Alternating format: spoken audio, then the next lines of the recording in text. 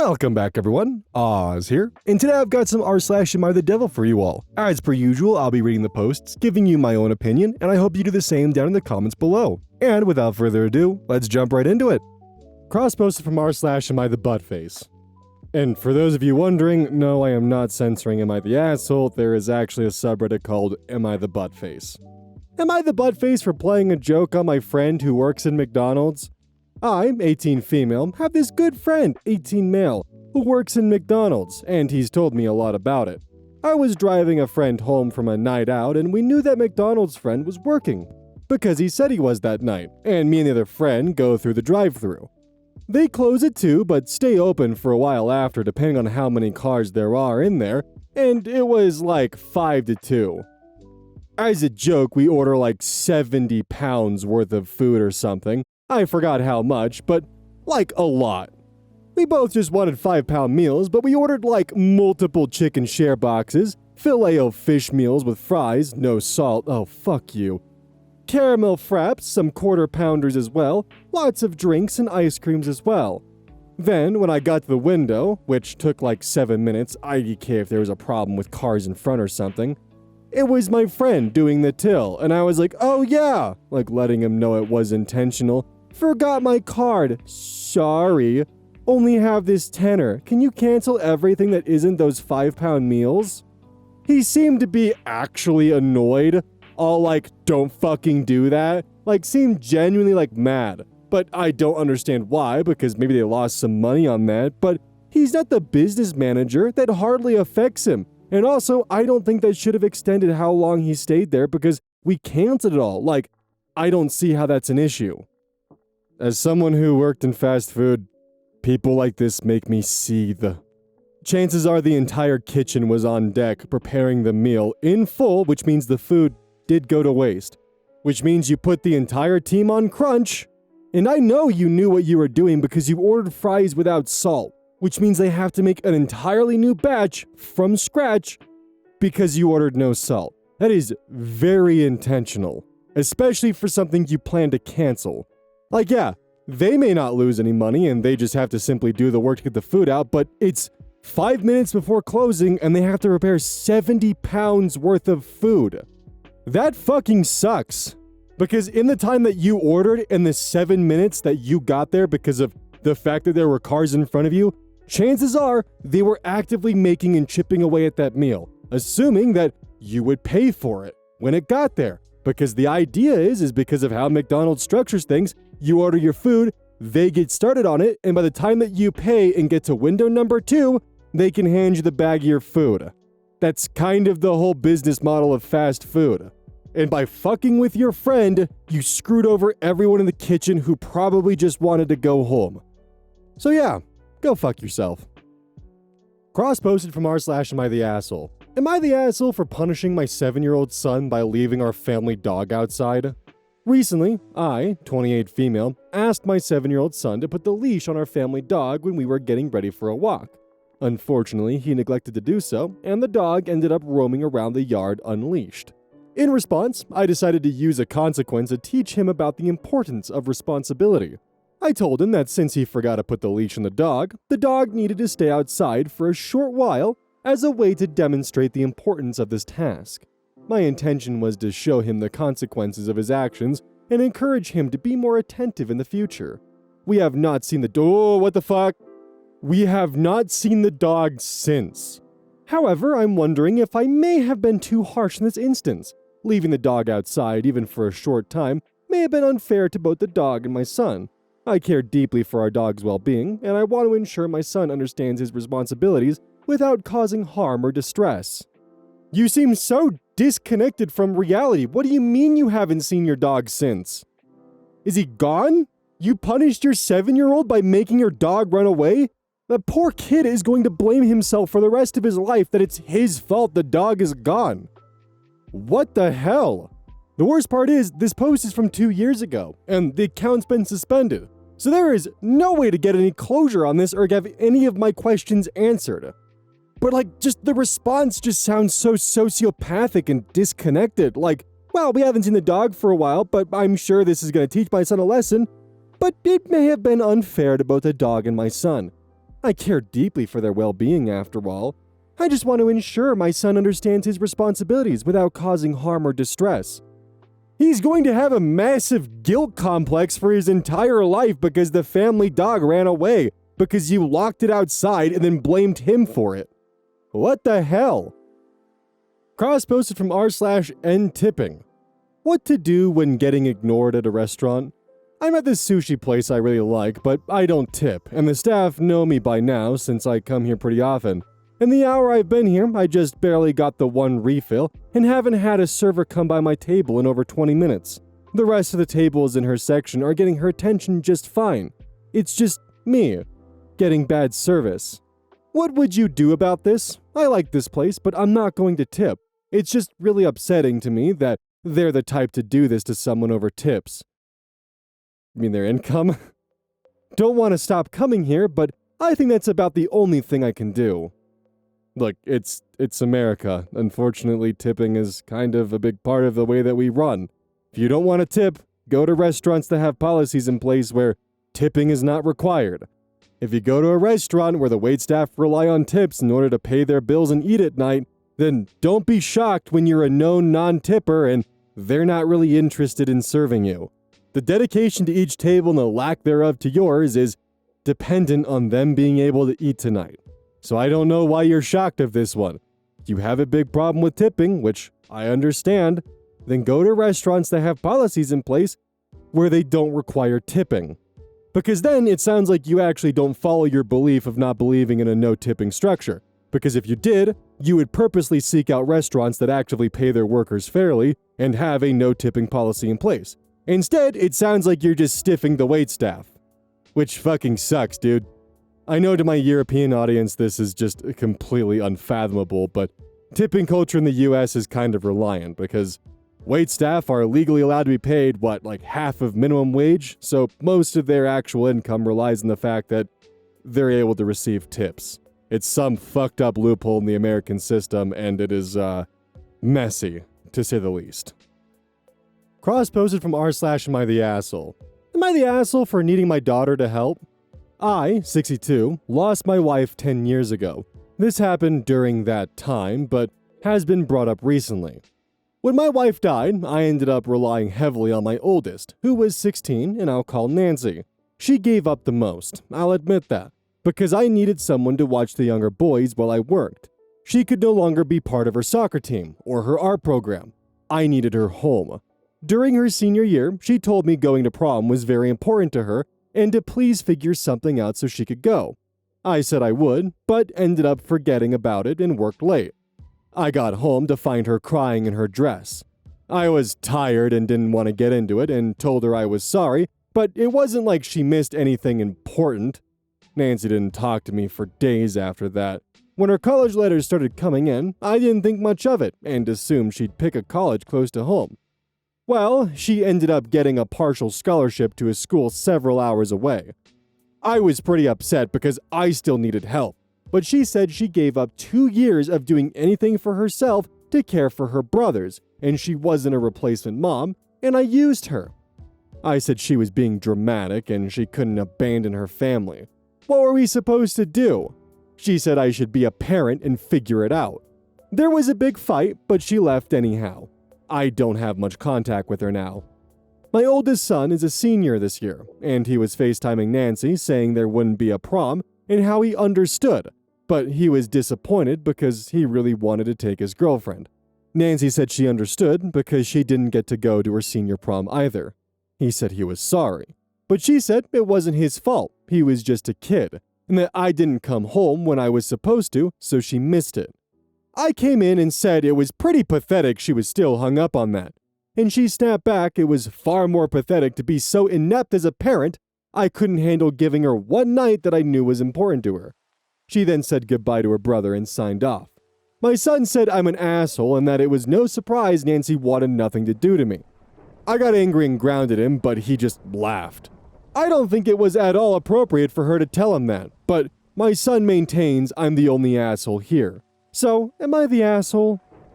Nancy made sacrifice after sacrifice after sacrifice to help you and asked for one thing.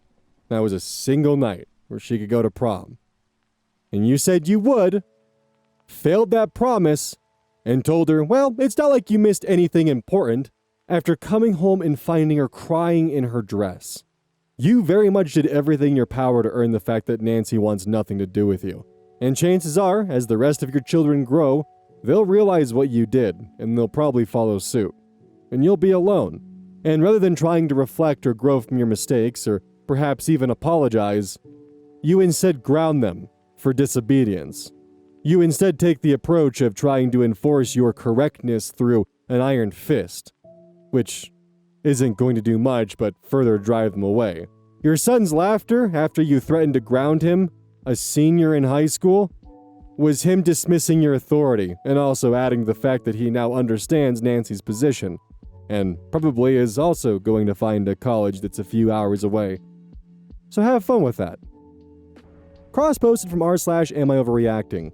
Am I overreacting for making my granddaughter cry after she skipped many school days? I posted this in another community and received backlash for taking it too far with my concerns. I have tried apologizing to my granddaughter by making her favorite things for dinner. Even this morning, she looked completely fine and even wished me good morning. English isn't my main language, so please ignore any odd spelling or grammar in this. I, 57 female, made my granddaughter Ella, 17 female, fake name, cry during an argument today. Usually we don't fight, but this past year has been filled with a lot of tension, especially after our big argument a few months ago. That caused her to avoid me. So a few weeks ago, I went through her room because it was messy and needed to clean up. Ella was upset about it, but she still thanked me. I mean, her room was clean-ish, but in my eyes, everything needed to be organized, and I only stepped in to help her. I managed to find some letters she wrote to the family. Didn't think much of it and just packed it away. Looking back, it's concerning, but I don't want to push. Oh. Moving to today, which was the last day of school, she was absent after promising me that she would go in.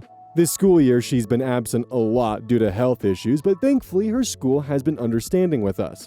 She has even promised to do work and make up everything while at home to keep an honor roll status. But as a former teacher, I know attendance is a big thing in school, so I've been pushing her to attend these last 2 weeks. I made sure every time we met to question her about her absences, and all she tells me is that there's testing at school. We live in New York, and high schoolers take regents during the last 2 weeks of school here. She only went in one day for the global regents, and that's it. I'm not happy with the fact that she missed so many days of school, especially the last day. In the end, I confronted her, and she told me that she couldn't go in today because she was tired. Ella also mentioned that the other friends left for vacation, and she'd be alone doing nothing in the classroom.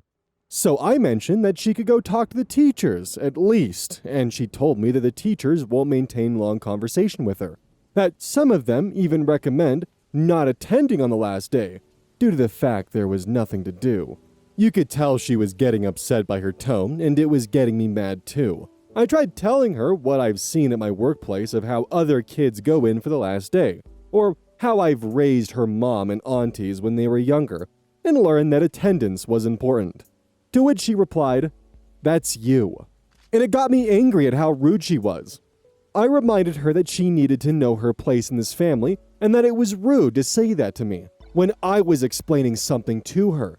She's gonna be 18 in a couple more months, and I told her that she needed to grow up. This made Ella break down. She started shaking and she raised her voice at me. She mentioned of how she could be doing worser things than being absent from school. So I told her that education is important, and she started crying. Ella talked about how she knows that. In our whole life, she has only focused on her education. I don't remember much, but she mentioned that she doesn't have many friends and only goes to school and comes home. At this point, I tried to apologize, and she told me that she knew I wasn't sorry. Before I could reply, she went to her room in the attic and started crying loudly. It went on for a good 10 minutes, and she was repeating how she doesn't drink, do drugs, sneak out, and complain about anything. She mentioned something along the lines of being a demon. I did call her that a couple years ago, and not knowing what to do. I didn't listen in after that, but could still hear her crying. This started concerning me because Ella isn't the type to cry. So I went up to check in on her, but she won't let me in the room. Her voice was mostly gone and she was hiccuping. Oh, poor girl. I offered to make her dinner, but she only turned me down, and I left her to calm down. I don't think I should apologize, but I do feel bad for making her cry like that. She seemed okay with the meals and snacks I lifted to her, so I assume that things between us are good again. There is a lot more to this. The saga continues. We're going to start with some comments, and we're going to go through that. And then an update post in addition. But I just want to add, your granddaughter's on the honor roll. The school's willing to work with her despite her medical condition. And even with that, she's maintained a presence on the honor roll. She is doing everything she possibly can. And it sounds like you're just being overly critical throughout the entirety of her life. The axe forgets, the tree remembers. You may have called her a demon in passing and thought that it didn't really mean much. But it's pretty fucking clear those words stuck with her. And there's not really a way to take that back. Anyways, common thread here, which includes some of the comments from the original OP. Syndicate A-list thought. LOL, of course she gives the game away in the comments. For the past 2 weeks, I've been trying to get through to her. She doesn't even tell us when she's home, and when I see her, I get worried if her mom knows she's not in school. Plus, if she's staying home, she could spend the time looking after her sister. Oh, fuck. She could spend the time looking after her sister like she usually does, rather than have her grandpa do it. I know that she's been lying about being tired and sick. But Debbie Pastels. So grandmother has been angrily lecturing this girl every day for the last 2 weeks, at least. Doesn't believe her sick granddaughter is actually sick, has a history of being verbally and emotionally abusive. Ella has been parentified to be her younger sister's caretaker, but isn't able to do it currently. Probably because of being sick. She's still somehow managing to maintain honor roll levels of grades, even with medical absences and all of the rest of this enormous pressure.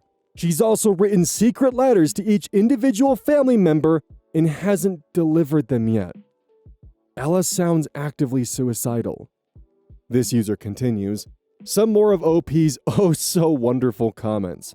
Ella and I are very close. She knows that I have good intentions. She did tell me a few months ago that some of her peers weren't treating me well, but I just told her that it will always be like that going to a competitive school.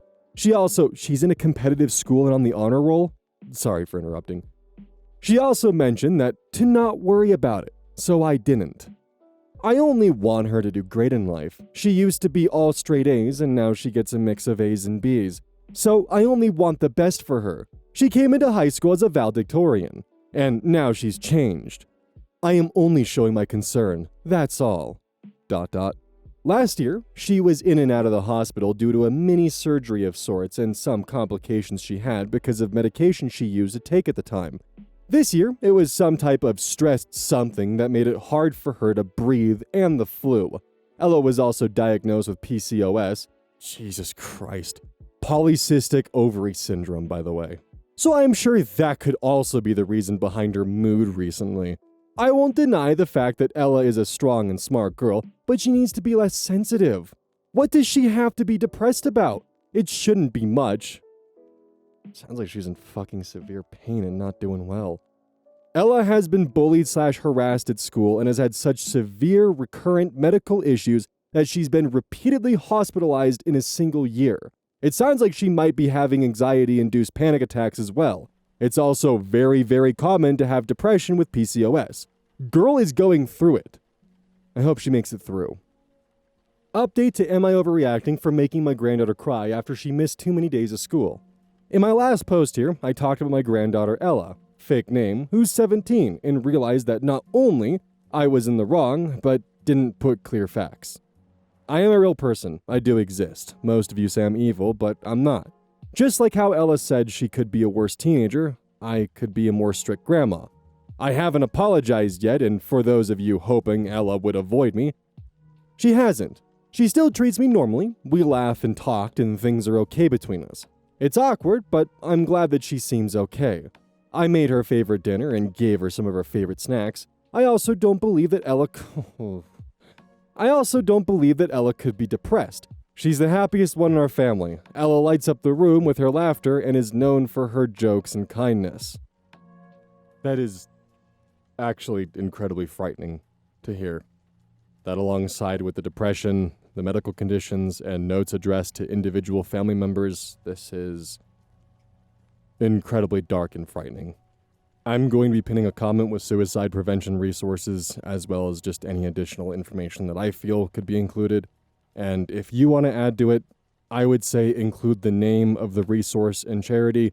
YouTube blocks links, so try to give as much information as you can to find it within a Google search. I would very much appreciate that. I admit she is a good girl, very kind and polite. She has always gotten honor roll grades, but no awards ever since entering high school. Out of our family, she's the only one I have hope for making it far. I can push her all I want, and she'll stay with me because she understands. She knows why I'm investing in her. It's just that she takes things too seriously. I can't even joke around with her anymore before she gets snappy with me. Her anger has been possessing her too much, and I was just trying to talk to her one-on-one. When I say that I was upset with Ella for being absent, I did not mean missing the last day of school. I meant being absent for all the other times she missed school, including her last day, which is more than or around 40 days. Most of the time, she only went in school on certain days and was absent for the rest of the week. For the health conditions, she should fully be healed now except for the PCOS. She doesn't tell us when she's unwell except when it's too late. That's why she's been in and out of the hospital. As far as I know, she has a hard time breathing when stressed, and that's it. All she describes is that her chest gets tight. For PCOS, the medication she used to take had some side effects that had her seeing her doctor a lot. Besides that, she's okay. Ella is strong. Ella has been living with me since she was a baby. Her parents are alive and well, but it's complicated. All I will say is that she doesn't want to drag her mom into this because we both know that her mom has more serious things to focus on. Both her mom and I congratulate her on her achievements. We care for her and love her just like any other family. She's messy and unorganized. So what if I went through her room? At least I cleaned it for her since everything was a mess. Plus, it's what she gets for not being entirely truthful to me about what she owns. Good God. I didn't force being a babysitter onto Ella either. It's her duty as a big sister to take care of her younger one. As a daughter, she should also help her mom out too. Every get-together and vacation we have, you can always ask Ella to take care of the younger ones. And she will, without complaint. Every summer she does it. Why stop now, when her mom needs all the support she can get? My husband and I have already supported her mom to the best of our abilities. For the last time, I'm not an abuser, just a concerned grandma. Yeah, I pushed her, but it was for the best, if she wants to do well later on. I want Ella to be happy and perfect. In my eyes, she's just beyond her years, a little naive but still smart. Compared to my own childhood where my grandma took care of me, Ella lives lavishly. I booked a family trip for us that will be in a few months. As usual, she doesn't want to attend, but I told her that she has no choice, and that we will all be going. I'm just upset that she said that she's gonna give me back the ticket and the money. Besides that, we're okay. I'm sure you are. I don't even know where to start, or what to even say, honestly. This is just blissful ignorance. Survivorship bias is honestly one hell of a drug. Gotta love the logic of, I'm not forcing her to be a babysitter, it's her duty. Followed of course by the complete dismissal of Ella's medical issues and just simply chalking it off to, she has nothing to be depressed over. You know, minus the severe medical pain that she is more than likely under. I just don't even know how to begin to just break down everything that's wrong with this, because this is not good. OP, if for some godforsaken reason you end up actually listening to this, you need to apologize to your granddaughter. It would mean the world to them, and have more of a positive impact than you could probably ever imagine. But the worst part is, I know you think you're right, and you would never apologize to your granddaughter. I mean, hell, that's spelled out plain as day in the final paragraph with you booking a family trip, knowing that Ella wouldn't want to go. Ella doesn't want to go. And now you're telling her she has no choice, and she will be going. I can only wish the best for Ella, and that things end up working out in the end. And I'm sure you all in the comments will easily be able to point out all the fucked up shit that the grandma here is doing to essentially terrorize her granddaughter and make their life hell. Because there is a lot. So this is probably bait, but I also know that people like this just exist. So I'll let you guys be the judge of that. This is cross-posted from r/relationship advice. How do I, 32 female, get my boyfriend, 28 male, to sleep in the same room? My boyfriend and I have a great relationship and have been together for almost 3 years. I love him so much, but he's really inconsiderate at times. We just moved in together and are discussing marriage. We've always had the issue of going to bed and sleeping in the same room. I prefer to scroll on my bed for a bit on TikTok or something and don't like using headphones. It drives him crazy and he gets annoyed, but I need to decompress before bed. Recently, he decided it's best to sleep in the other room because he said that what I do is distracting and hard for him to sleep. It really hurt my feelings because I hate sleeping in separate rooms, but he's just not thinking of my feelings at all, which is hurtful. So you're watching TikToks in bed without headphones, and when he goes to another room to get some sleep, rather than interrupting your decompression time, he's rude and inconsiderate. He understands that you need the decompression time, and rather than interrupting that, is giving you that time, but also making sure he gets sleep. You can have one or the other. Boyfriend sleeping in the same room, or TikToks during bed.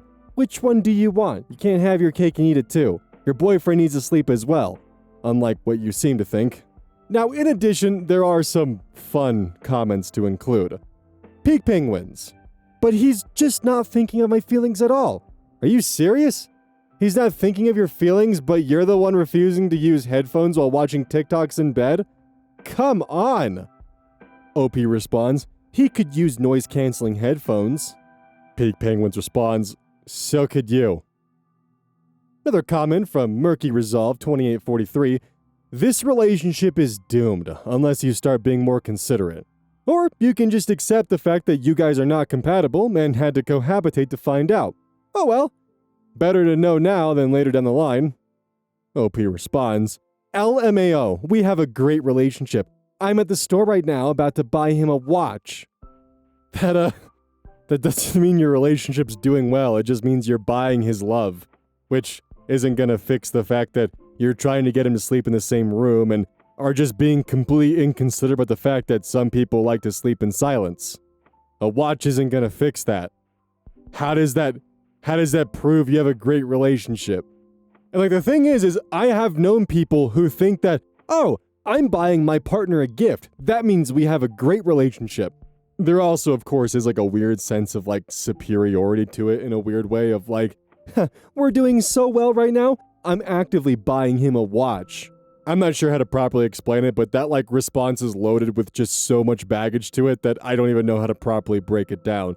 And honestly, it's actually this response as well that made me realize, oh, this might actually be a real post and not entirely just bait, because this response is just a little too real and makes me believe there's actually a chance this might actually be a real post. Maybe instead of a watch, you can buy yourself a pair of headphones instead. That'd be cool. I, for one, am actually adapted to the point where I have to be wearing headphones to sleep properly. And I'm not talking like earbuds, I'm talking like headphones. I am unfortunately adapted because of ASMR to sleep with noise-canceling headphones on. And I'm a side sleeper. So, it is possible. Don't forget, this is brought to you by GamerSupps. Use code ODDS at checkout. It's basically a caffeine powder that you put in your water, and I actually really like it. I use this on a daily basis. Don't forget that every purchase you make using code ODDS directly supports the channel. And if you want a personal recommendation from me, I would either recommend the Soda Pressing Pear or Dragon Fruit Punch. Those two are currently my favorite flavors. And as a note, once we sell a certain amount of stuff, I get my own flavor and my own cup, and you all know I'm gonna choose some degenerate shit that's gonna make their PR team squirm. My goal is to make them regret partnering with me. So please, use code ODDS at checkout to make my dream come true of making a PR team squirm.